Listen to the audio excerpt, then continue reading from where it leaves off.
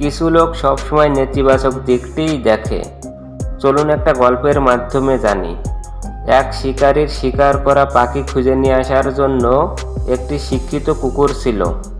কুকুরটি জলের উপর দিয়ে হাঁটতে পারত। শিকারী যখন কুকুরটির এই অলৌকিক ক্ষমতার পরিচয় পেল, তখন নিজের চোখকেই বিশ্বাস করতে পারছিল না।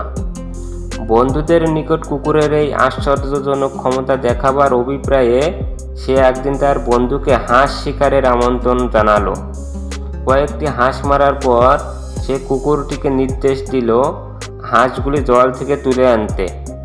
কুকুরটি জলের উপর দিয়ে দৌড়ে মৃত হাঁসগুলি নিয়ে এলো। সারাদিন ধরে বেশ কয়েকবার কুকুরটিকে জলের উপর দিয়ে দৌড়াতে হলো। শিকারী তার এই আশ্চর্যজনক ক্ষমতার জন্য বন্ধুর কাছে কিছু মন্তব্য আশা করেছিল, কিন্তু বন্ধু ছিল চুপচাপ। শিকারী বাড়ি ফেরার পথে বন্ধুকে জিজ্ঞেস করলো, কুকুরটির কোনো অসাধারণত্ব লক্ষ্য করেছো কি?